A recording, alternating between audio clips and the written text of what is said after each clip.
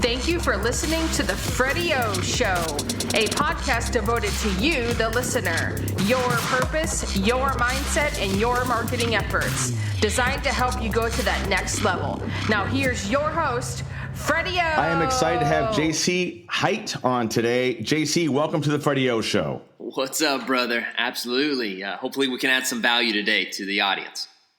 I truly believe we can. So tell us about the man, the myth, the legend, JC Hite. Yeah, brother. Absolutely. Born and raised in Arkansas. I don't know if too many people listening are from Arkansas, but the South, and went to college at a Christian university and had a crazy good time, and then found my way. Now I spend 99% of my time in Latin America, Central America to be exact, building and scaling our company, which we have offices in California, New Jersey, a small hub in Arkansas, and then also in Central America. So, and the company you're speaking of is Hite Digital. So let's dive into that. Yeah. When did Hite Digital come into existence? So Hite Digital was founded 2 years ago. We're on our second year, almost completing our second year, I guess. Came into digital marketing world. I ended up joining an Inc. 500 agency with a little bit of equity and so on and so forth. Ended up freaking loving it, Freddie. Like, oh man, I was just the drive, working with other entrepreneurs and all this good stuff. And our business was growing like crazy. We ended up bringing in a new CEO that, quite frankly, values didn't align. And so basically I just gave him the ultimatum of, look, waive my contract, let me go do my own thing, and so on and so forth. And I did, and it's been a crazy, awesome experience ever since. So with Hite Digital, if you can explain, because a lot of people don't probably even know what a digital agency is. If you can explain that to the audience. Yeah, I don't know if I can, but I could try. Let's do it, man. Really, it's all about online, right? So like nowadays when, if you want an HVAC or a roof or anything like that, where do you go?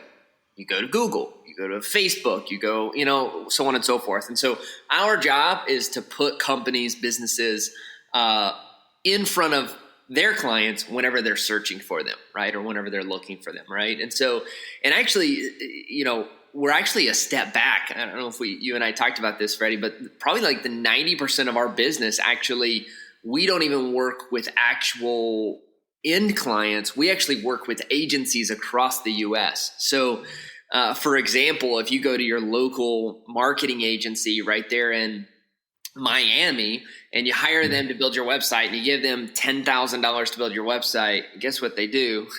They turn around and sublet it out to you. That's exactly right. They turn around, pay me $5,000 to do it. And so about 95% of our work, and actually the first almost 2 years of our business, has been focused on white label. Now we're actually investing in agencies in the U.S. We actually bought a couple of agencies. We started a couple of agencies, and we're going, okay, well, let's cut out the middleman and let's just go straight to consumer.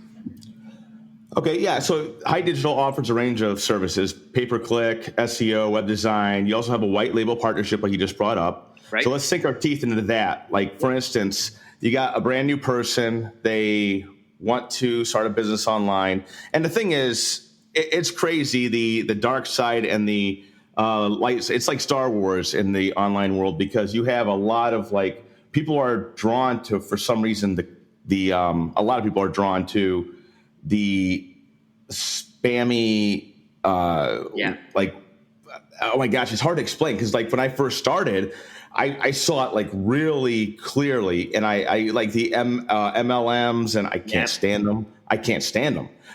You're like a glorified salesperson for a company.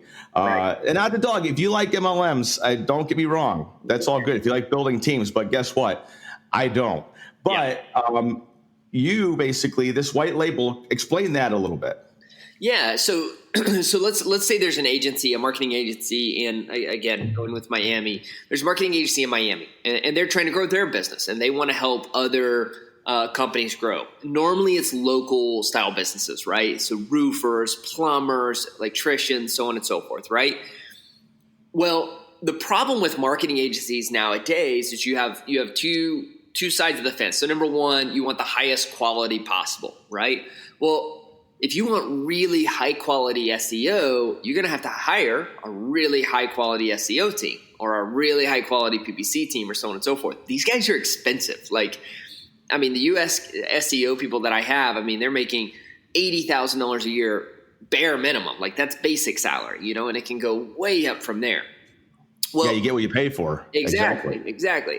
And on the flip side, the other thing you're trying to do for your clients, not only is to provide a high quality SEO experience, but also an affordable.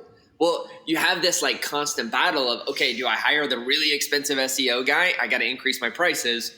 Or do I hire a more affordable one and I can keep my prices lower? And this is a constant battle with agencies. We solve that problem because what we do is we come in and say, look, you don't have to hire someone full-time. You don't have to spend 80 grand. In fact, when you get a client, you call us and then we actually do that work, right? So they eliminate all their overhead, which eliminates that risk of their agency, and then enables them to scale more sustainably.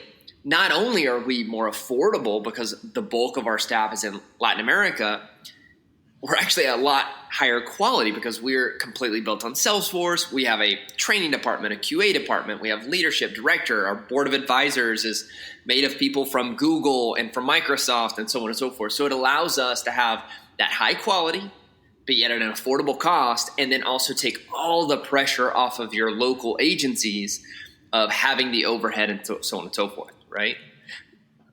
So they make the so basically they have the customer. Yep. They make the sale. Yep. Then they pass it on to your guys.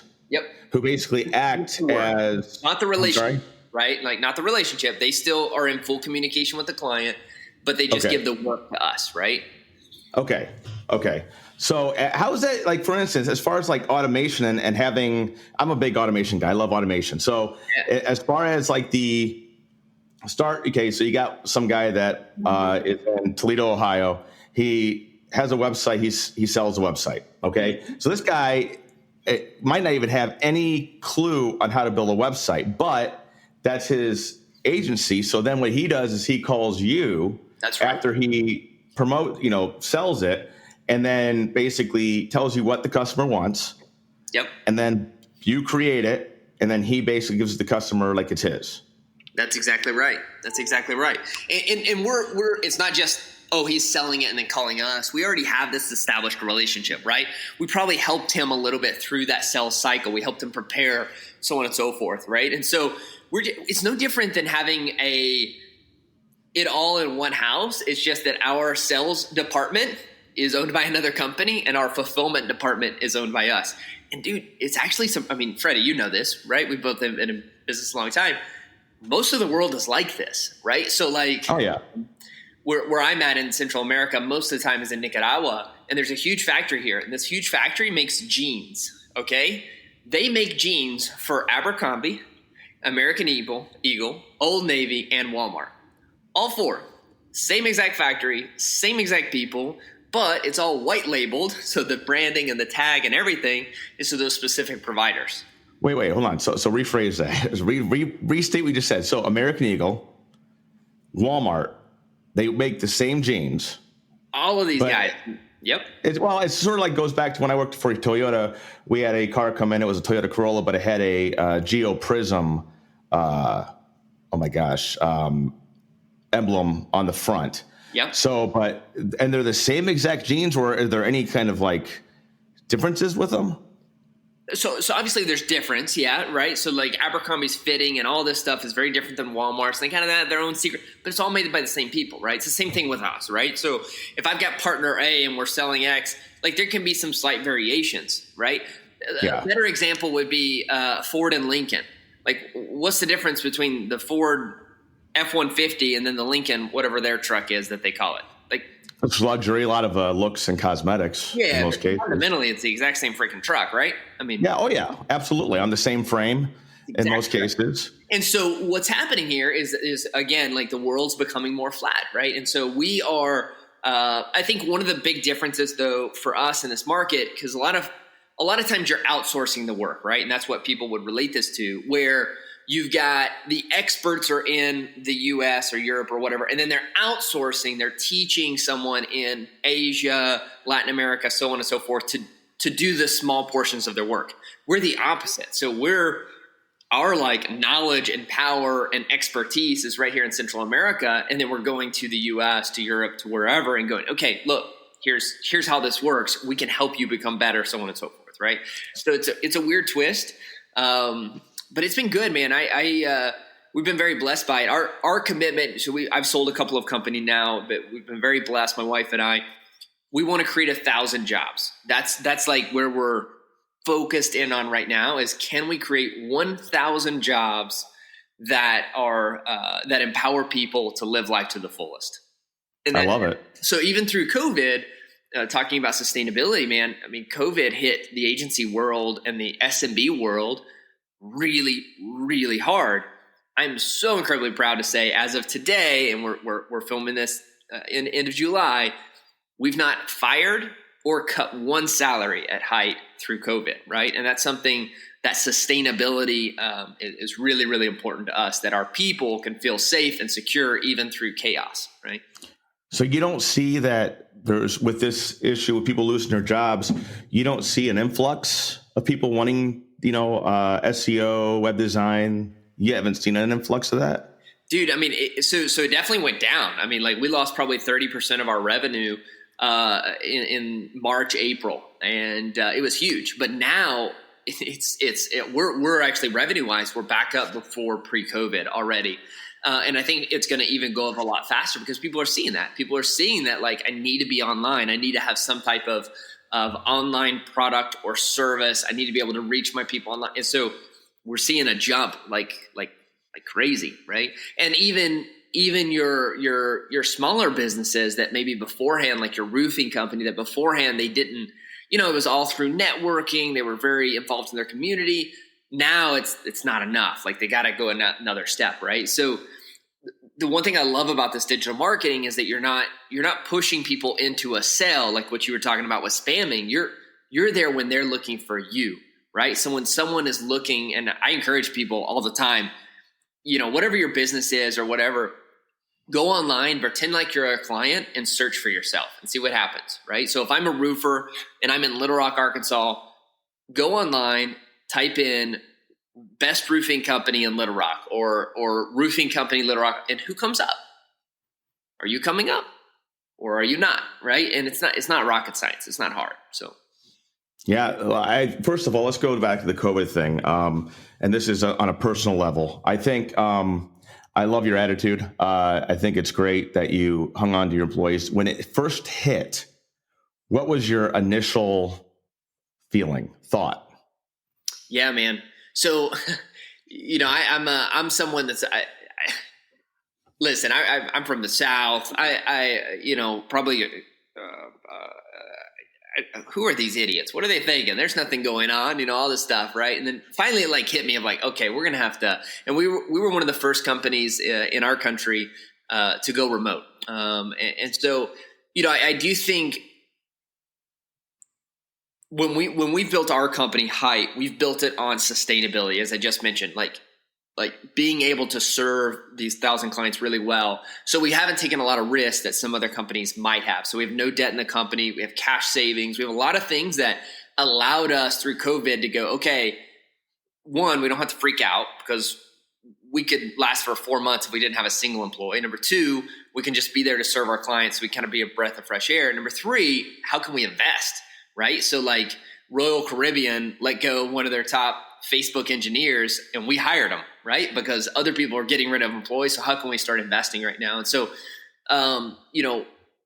at first it was definitely a little bit of fear. Honestly though, man, like it was more about our culture. We have a crazy cool, unique culture at Hite. We go bowling, we have events, we have every year we fly our entire company and their families and kids somewhere. So like we've flown everyone to the Caribbean. Last year we went to Costa Rica. And so it's more about that culture. Like, what are we going to do? Like we can't go bowling. We can't have events. We can't do pizza parties. We can't do birthday parties. We're all virtual now. How do we keep that culture going? And that was probably one of our bigger problems that we had as an organization, And you have a big organization. I'm actually scrolling right now through your organization, and you have a big organization. You have a lot of people. So we're up to 2 years. I think we're up to like right at 70 something employees full time in house now, give or take between the different business units. So as far as when you being the founder and CEO, were you like at first, like when you first started out? What did you have? What did I have? You had and then you have all these people right now. But how many people did you have when you first started out? Yeah, when I first started out, it was just me. Ended up having a buddy of mine who was actually a part of the old agency, and he was employee number one. Actually, he now has went to open up our first office in California. So employee number one after me. He what I did with him is the first 5 or 6 clients, I had him working like basically commission, like part-time, right? So I brought on the first 5 clients. He was just working on it at night, weekends, helping me out with those on the fulfillment side. And then as soon as I think we got 5 clients, I basically was able to offer him a full-time gig. We kept growing. I mean, everything's been natural for us, man. We've had investments. We turned those away. No funding, no debt. Again, safe and secure as possible. And you built it in 2 years. That's phenomenal, man. It was crazy when I freaking left the other company. I waived everything to be able to get rid of my non-compete. And I mean, my wife and I were we were 1 month away from having our first child. So we started that up in a spare bedroom in my room, and now we're in the tallest building in the city on the top floor, so it's come a long ways. So how is it living there? Is it like really do you miss the US at all? Great question, man. Here, there's pluses and minuses everywhere you want to live in the world, right? So are you gonna focus on the positives or focus on the negatives? It's very different. I will say, I live incredibly well on very little money. So like I pay myself pretty small salary here. And I have a full-time maid. I have a full-time nanny. I have a full-time driver. Right now we're at our beach house because of COVID. So, we don't want to be in the city. I know like my paycheck, I pay myself actually like $2,000 or $3,000 every month. And my wife, my wife has a good job as well. So we live like very, very little. You can do a lot more in Central America. So, well, that's awesome. The cost of living is lower. When we go back to the U.S., I don't get a nanny. I have to do everything, and so to be honest, like I don't know how people do it. Like I was raised, for the most part by a single mom. Like I know why she's crazy now. Like I don't know how single moms, single dads do it in the States. To be honest with you, no idea. Total respect there. So let's go into personally, your hobbies. Like, what do you do? What do you like to do? Like when you're not working? Yeah, man. I will say, like, for me, faith is a big thing, family, and then I love what I do, man. Like, so scaling agencies and then the people side, right? Like the employment side is like what I'm really, really passionate about. So I try to do at least a lot of fun things with our team. So, tomorrow our head of operations is actually coming to the beach house and is going to spend the weekend here because it's her birthday, right? So like it's a very like tight-knit community. So to be honest with you, if I'm not with family, I'm with my team or doing something with this is my passion, man. I mean, I love that you said faith first. I love that you said faith first. Yeah. Just want to tell you that. I just want to throw it out there. I love that he said faith first. One of my hashtags that I love to always go by is with anybody is faith, focus, finish. There you go. And I love it. You got to have faith. You can't see faith, but you got to have faith. And it's a feeling, but it's also, that there's something that's going to come into fruition, and it's a beautiful thing. So I'm looking at I have to put you on Front Street here. You're good, brother. Who is I'm going to guess, who is the most funniest person on your team? I'm going to guess real quick. I'm going to say, as far as funny, good personality is, I can't pronounce his name, but Andres Andre? Oh gosh, I just butchered that. Tell Andre I'm sorry. Esquivel. Yeah, Esquivel. He's a pretty funny dude. He's a good guy, man. He's a good guy. He is. Oh no, he's taken. I'm sorry. I was going to place him, but I got a lot of good guys on my team that are good dudes. But that's awesome. Looks like a big happy family. Yeah. So these are all my brothers and sisters. I'm trying to get them, make sure they're dating properly and all this good stuff. I don't even know if that's legal in the U.S. I would probably get in trouble for that, but you probably would. Yeah, you probably would. Unfortunately, but you can't. Speaking into somebody's life and trying to help them, you just gotta be careful, obviously. But let's look at the. You have something coming out tomorrow. It's called the Digital Agency Hacker Mastermind. Yeah, and is that? Let's go with that. What is that? Well, so this is specifically if you own or trying to build or scale a digital marketing agency. So if you're not, you can ignore this section, fast forward a little bit. But yeah, so this is our commitment to help agencies grow. So we do white label fulfillment. We only grow when our partners grow, when our agencies grow, right? And so there's kind of two models. Either one, you pay as you go. So you log in, you get a free account, kind of like Amazon. There's courses, there's snapshots, there's funnels, there's just pitch decks. Pretty much everything from a digital format that you might need to grow your agency is in there. Everything's either from our team or other 7-8 figure agencies, right? So it's all high quality content. And then we have kind of this extra layer, which is called Master Hackers. We're creating a community there. It's going to be a max of 200 people, and it's going to be kind of like a boys and girls club, very, very specific, people trying to scale and grow, where we do events. Everything in Hacker is 100% free, but we also do events, masterminds, different things like that. We fly people in and out of Central America to come to our offices. So it's a very kind of elite, higher level going, okay, we're committed to scaling and growing, right? But definitely check that out, digitalagencyhacker.com. Well, and also just make sure that you guys go to winwithfred.com because I'm going to have every single show note so much easier in there. So you can check out the show notes and see that JC has all to offer. Mm-hmm. The Hite Digital, he has his podcast, Digital Agency Podcast. Yes. Plus ways you can contact JC and just meet him. Super. First time I'm actually talking to JC and very down to earth. Yeah. I love it. So, guys, definitely make sure you go to the show notes, and especially if you're looking to start a digital agency, imagine this, fam, that if you were able to, in your local area, have a digital agency, have a,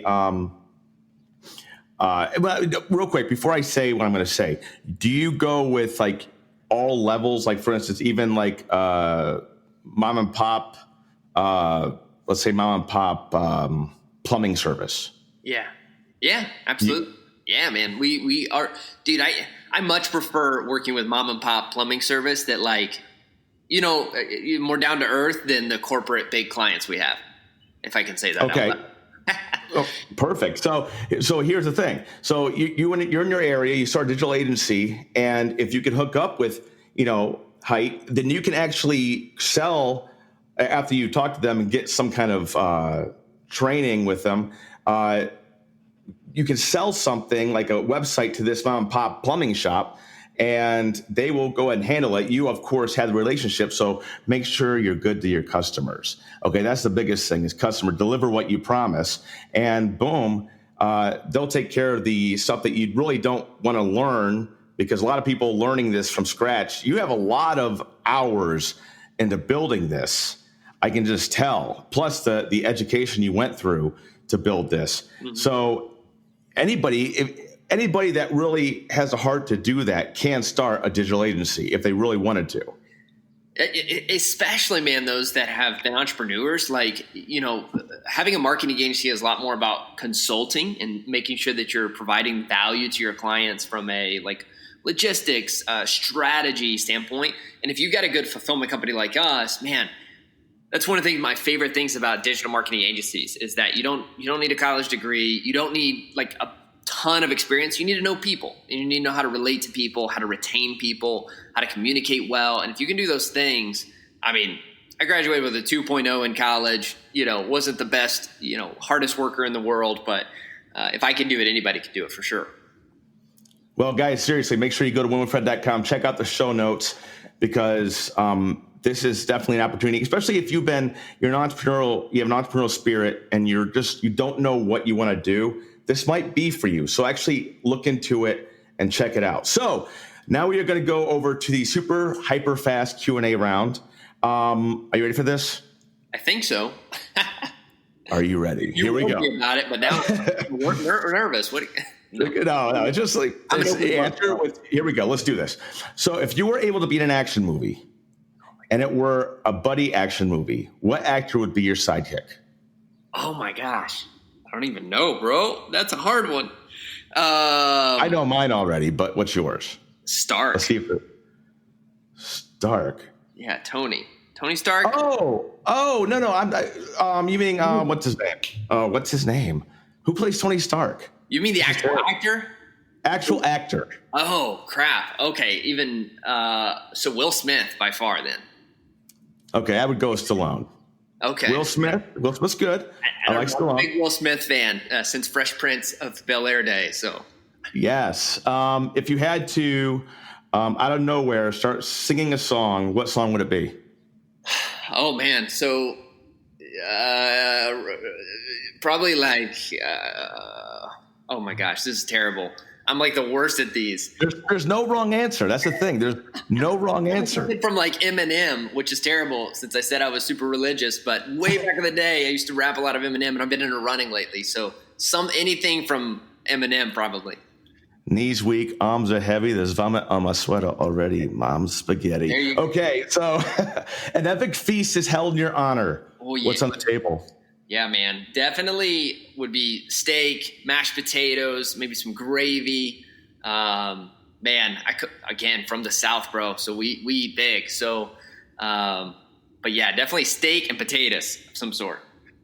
Ribeye. Okay, and then what's your favorite holiday movie? Favorite holiday movie?